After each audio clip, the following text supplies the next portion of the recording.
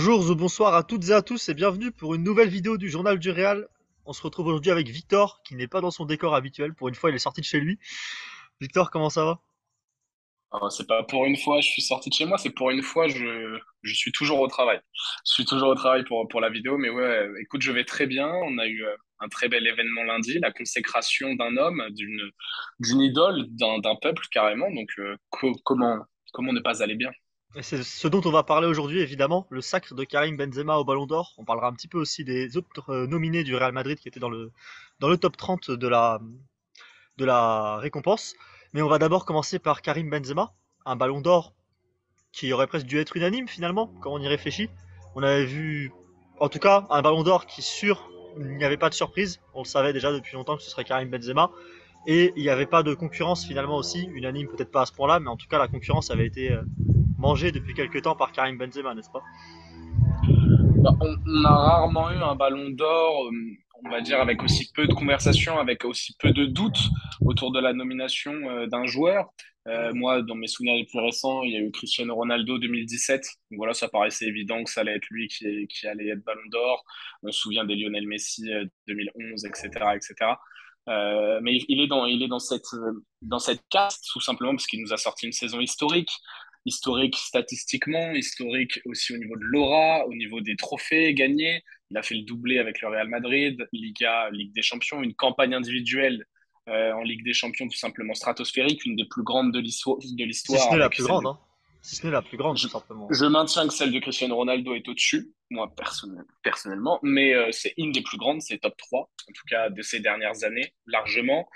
Euh, il a porté une équipe, il a porté le Real Madrid, pas à lui tout seul, mais il a été le leader. Il a été le meilleur joueur de la meilleure équipe, n'en déplaise encore une fois à ceux qui font les votes au Ballon d'Or qui ont mis le Real Madrid troisième l'année dernière. Euh, Après, la meilleure équipe, pas C'est de la partout, mais voilà. compensation, c'est de la compensation, ça, c'est pour ça. Oui, oui, c'est ça. Mais c'est extrêmement mérité pour ce joueur qui se bonifie avec l'âge, comme le bon vin, comme l'ont dit Carlo Ancelotti, José Mourinho. Il y a eu des magnifiques hommage durant cette cérémonie. Et franchement, on est heureux en tant que fan du Real, mais on est aussi heureux en tant que Français. On est heureux aussi en tant que fan de football, parce que c'est le football c'est la consécration du football, un ballon d'or pour Karim Benzema, tout simplement. C'est aussi la consécration du travail, lui qui n'a jamais rien lâché. On se rappelle quand même de débuts difficiles au Real Madrid. On se rappelle aussi que c'est un joueur qui vient de loin en France, tout simplement des quartiers dans la région lyonnaise. C'est la consécration aussi du travail. C'est la consécration d'une manière de réussir au football qui n'est pas toujours celle récompensée. Il y a quand même aussi des génies qui sont récompensés au Ballon d'Or. Là, pour le coup, c'est plus le travail, même si Benzema, évidemment, est un joueur aussi génial. Mais il n'a pas que ça, il a aussi un énorme travail derrière et il est récompensé du Ballon d'Or à 34 ans, ce qui est quand même un âge âgé. Ça fait longtemps qu'on n'a pas vu un joueur aussi âgé remporter son premier Ballon d'Or pour le coup en termes d'âge. Bah, Lewandowski n'aurait pas Modric été n'était loin pas non tout plus. jeune, hein. Modric n'était pas tout jeune non plus, mais il était quand même plus jeune que ça, je crois. Il doit Pas avoir sûr. 33 du coup. Bah, s'il a Ouais, 37 aujourd'hui, peut-être. en 2018, il a 33 du coup. Ouais, il doit avoir un an de Oui, moins, voilà, c'est Modric. ça. Ça doit jouer à un an près, oui, évidemment.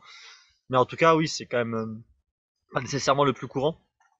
Et ça fait plaisir, c'est la consécration pour sa saison légendaire, hein, j'ose les mots, et pour le cap finalement qu'il a réussi à passer à cet âge-là et pour la postérité aussi. Hein. Il est là à tout jamais dans les vainqueurs du Ballon d'Or, et c'est beau de voir Karim Benzema dans ces noms-là, comme c'était beau aussi de voir Luka Modric en 2018 parmi ces noms-là, tout simplement.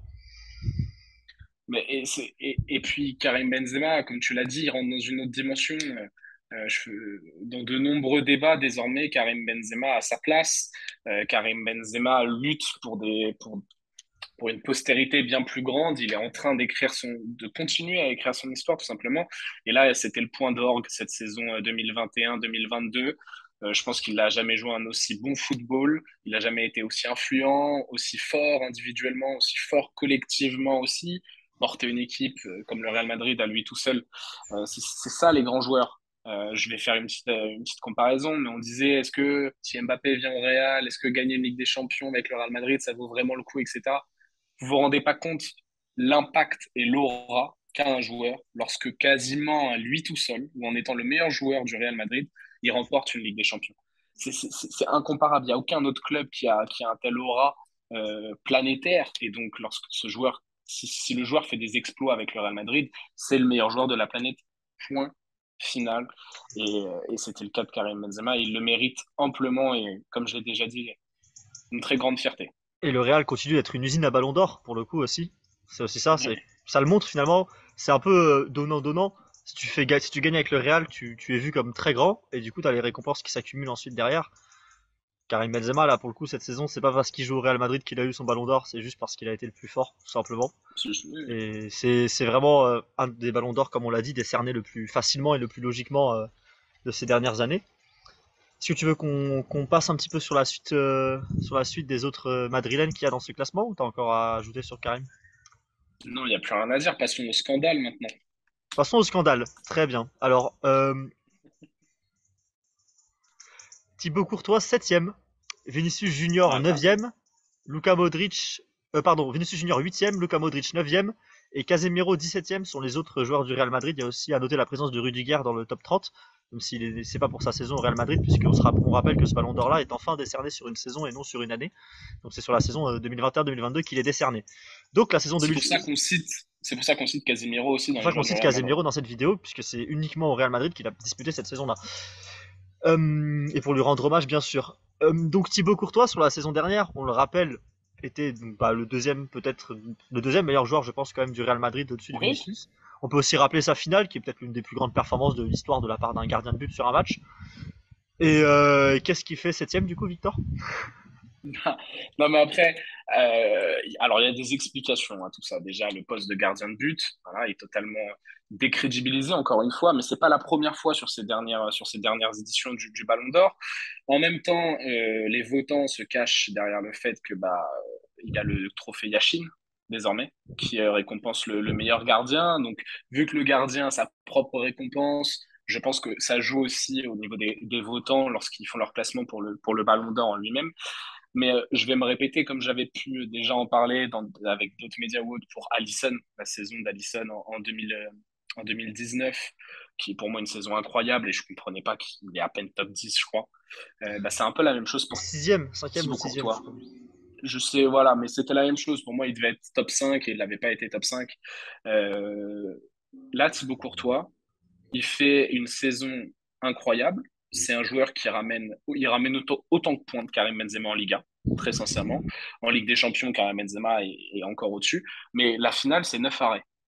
C'est une performance, c'est peut-être la plus grande performance individuelle, et je l'avais déjà dit lorsqu'on avait fait le débrief, c'est peut-être la plus grande performance individuelle, tout poste confondu, tout joueur sur une finale de Ligue des Champions sur les 10-15 dernières années. On a rarement vu un joueur dominer autant son adversaire. Alors oui, c'est pas un joueur de champ, c'est un gardien de Il les a but. écœurés. Il les a Mais écœurés. ce qu'il a fait sur un match, c'est incroyable. Après, attention, il ne faut pas se baser uniquement sur un match. Sa campagne de Ligue des Champions est très très bonne. Tous les matchs en Liga sont exceptionnels. Avec la Belgique, il est aussi très fort. Euh, c'est le deuxième meilleur joueur de la meilleure équipe. Qui soit pas sur le podium, allez, discutons. Pour moi, il est censé y être, mais on peut, voilà. Mais qu'il soit pas top 5 et qu'il soit seulement septième, c'est c'est scandaleux. Mais voilà, c'est le football moderne. C'est détestable. Moi, je trouve ça détestable, mais en même temps, parce que j'ai une sensibilité pour les gardiens de but, euh, l'ayant été moi-même plus jeune. Mais c'est surtout que j'ai rarement vu moi, un gardien aussi fort sur une saison. Voilà, comme Alisson 2019, comme Neuer 2014, 2013, comme Casillas à l'époque, comme Buffon.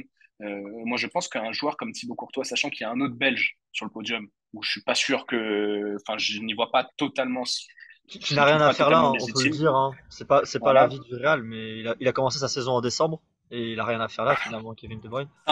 c'est un joueur extraordinaire, mais par exemple, je pense pas que ce soit le meilleur joueur de son équipe sur la Bah, saison tout dernière. J'en ai un simplement. autre.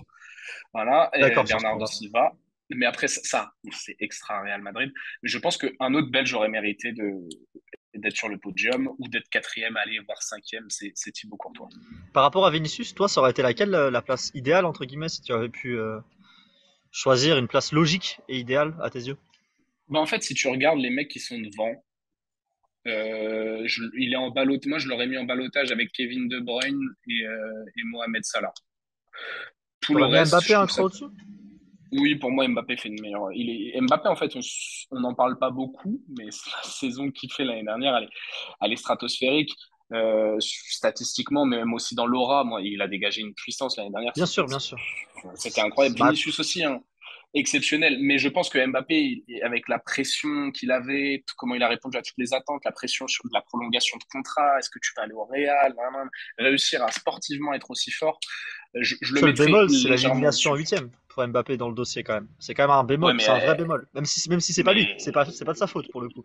qui est Mais ça incroyable en reste un huitième de bémol. finale? Ah oui, mais bon, il joue pas après Kylian quoi. Mbappé. Mais voilà. Mais oui. Mais Vinicius, j'aurais peut-être monté d'une ou deux places, mais je trouve que il aurait pu gratter le top 5, 6, 7.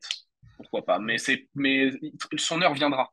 Voilà. Thibaut Courtois, je suis pas sûr qu'il reproduise une saison aussi forte et aussi dominante que celle-ci, ou alors ça sera la saison qui arrive, voire peut-être encore un an. Mais là, la saison qui fait 2021-2022, elle est stratosphérique sur tous les points, même dans les stats avancées, hein. C'est C'est absolument réel. phénoménal ce qu'il produit l'an dernier, hein. Vinicius, je me dis qu'il a encore une marge de progression et qu'il aura un ballon d'or dans 2 3 ans. Je me fais pas de soucis là-dessus. Il a le temps. Il a le temps. Vinicius, pour le coup, ça doit pas être vu comme une déception. On a Modric aussi qui est 9ème. Là, pour le coup, plutôt à sa place. Je pense qu'on est d'accord là-dessus. Ça fait plaisir de le voir top 10 quand même, pour le coup. Oui, Si c'est une juste voir Modric récompense. top 10 et ne voir pas Kroos dans le top 30, ça te convient, Victor?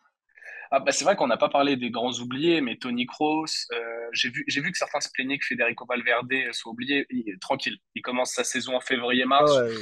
Après, c'est De Bruyne est sur le Par podium en commençant en janvier, hein, donc, Oui, mais l'influence qu'a De Bruyne non mais sur le je jeu de sais bien, surtout Manchester l'an dernier. City, c'est Par autre contre, chose. cette année, attention, hein, pour comment il a À la commencé bas, Valverde, pour moi, oui, Alaba peut clairement, plus que Kroos même. Pour moi, Alaba peut vraiment se battre pour venir là-dedans. Parce que la défense centrale du Real Madrid a quand oui, même été très forte l'an dernier. ça Sur aurait le été bien qu'il y ait un représentant de cette charnière centrale. Tony Kroos qui soit pas dans le top 30, Ça peut je m'y s'expliquer, hein. attendais dans tous les cas, mais après quand je vois les joueurs qui y sont, on peut en discuter, mais c'est logique aussi, on peut pas avoir 50 représentants d'une même équipe. Il y a un contexte qui est favorable au Real Madrid, il faut aussi saluer les performances individuelles d'autres joueurs, là-dessus on est d'accord. Euh, à la base, ça aurait été bien qu'il y soit. Je suis entièrement d'accord avec toi. Mais le classement de Luka Modric, je trouve ça légitime. Il faut remercier les légendes. J'espère que Tony Kroos continuera sa saison 2022-2023 comme il l'a commencé là. Et là, par contre, il y aura une propagande Tony Kroos Ballon d'Or très très fort. Voilà. Casemiro 17ème, pareil, c'est convenable à tes yeux comme classement? Mais alors, c'est convenable. Mais encore une fois, quand je Oui, vois les mecs il est qui sont derrière certains devant, noms, quoi. Genre Heung-min Son, Ryan Mahrez. ah, si, si, si. Ah non, alors Son, je parlais pas de Son, moi. Mais moi, Sébastien Haller, non merci. Fabinho, non merci. Léao, Moi, pourquoi pas. personnellement, Van Son, non Dijk, merci, hein. non. Peut-être que toi t'en parlais pas, mais moi, Son, non merci pour le coup, hein. Moi, ça peut s'entendre parce qu'il était vraiment trop fort individuellement l'année dernière. Son équipe arrive à se qualifier en Ligue des Champions. C'est le meilleur joueur de Tottenham de loin. C'est le meilleur joueur de Première Ligue ou deuxième meilleur joueur de Première Ligue. C'est logique. On Ça me passait. dérange pas. Léao, ça s'entend aussi, pourquoi pas. Fabinho, Van Dijk et Léandre, ça me Sébastien dérange Haller. pas, hein. Sa saison est bien plus forte que celle des Son à mes yeux, par exemple, pour le coup. En termes de degré de Bah, difficulté, d'occasion qu'il a eu, tout ça. ça me gêne. Léao, je le mets aussi au-dessus de Casemiro, mais je sais pas si c'est mieux que ça, mais ça, c'est un autre débat. Mais Casemiro est à sa place, voilà, il aurait pu être 15e. C'est très bien, c'est un excellent joueur. Je pense qu'il mérite un jour d'être dans le top 10. Il le sera sûrement pas, malheureusement, à voir comment après la suite de sa carrière à Manchester United. C'est dommage qu'un tel joueur, mais un peu comme Sergio Busquets, n'ait jamais eu la reconnaissance lors de la cérémonie du Ballon d'Or. Mais je trouve que c'est déjà bien qu'il soit top 2, qu'il soit dans le 17, qu'il soit nommé et tout. Parce qu'il faut rappeler qu'il fait une saison monstrueuse, hein, l'année dernière. Faut pas l'oublier. Chouameni, certes, est arrivé. On est content. Mais la saison de Casemiro l'année dernière, merci pour les services rendus, monsieur. On termine par rappeler la présence de Cristiano Ronaldo dans ce top 30 et l'absence de Lionel Messi, du coup, quand même. Pour conclure une vidéo sur le Real Madrid au Ballon d'Or, ça fait toujours plaisir. Ouais, mais après, c'est plus que logique, hein. C'est Et plus que quand on logique. voit les saisons dernières, évidemment, que ça reste plus que logique, même si Cristiano Les deux, Ronaldo n'allait pas plus haut, les quoi. deux auraient pu ne pas y être. Mais voilà. Après, Cristiano Ronaldo a été meilleur. Donc, s'il y en a bien un des deux qui devait y paraître dans cette liste des 30, et c'est très bien. Puis, voilà, une petite piqûre de rappel. Voilà, on va pas plus dialoguer. C'est une petite piqûre de rappel. Voilà, je vous laisse faire vos conclusions. Alors, il enchaîne les nominations, il est à 18 d'affilée, du coup, je crois. Alors que, du coup, Messi, sa série s'est arrêtée cette année. Même s'il est bien parti, Messi mieux parti pour reprendre l'an prochain que Cristiano pour le coup cette saison, par contre. Bien Sur sûr, ce, c'est merci, clair. merci à toi Victor de m'avoir accompagné pour parler du Ballon d'Or sur la chaîne du Journal du Real. Oui, il n'y a pas de Pablo dans cette vidéo, il y aura Pablo dans la prochaine. Ce n'était pas une blague, son retour, il sera très bientôt là pour le coup. Et on se retrouve donc bientôt pour débriefer le match de Elche normalement pour la prochaine vidéo. Et ensuite, une petite préparation sans doute pour le match de Sevilla ce week-end aussi. Le Real qui Bah, joue Sevilla, si je dis pas de bêtises. je crois qu'on fera d'une pierre deux coups. De toute façon, débrief On d'Elche, fera sans prévia doute de une pierre Séville. deux coups, oui, bien sûr. Et peut-être un débrief de Sevilla aussi ensuite par la suite plutôt que ensuite, puisque ce sera quand même un match assez intéressant. C'est lui qui a changé d'entraîneur en plus dernièrement. Donc on va en parler dans la prochaine vidéo aussi. Sur ce, merci à toi Victor, merci à nos chers viewers. J'ai enfin pas dit auditeurs. Merci pardon à nos chers viewers qui nous suivent tant. On vous laisse aussi commenter votre avis sous la vidéo. Quelle position vous aurez donné à nos joueurs? Karim évidemment premier, ça vous n'avez pas besoin de le préciser. Mais quelle position vous aurez donné à nos autres madrilènes? Quelle peut-être chose vous auriez changé dans ce top 10 notamment par rapport aux joueurs du Real Madrid? Et on vous remercie pour votre soutien, pour votre écoute, pour votre présence aussi sur les réseaux sociaux et on se retrouve très bientôt pour une prochaine vidéo. Salut! Merci à tous. Ciao.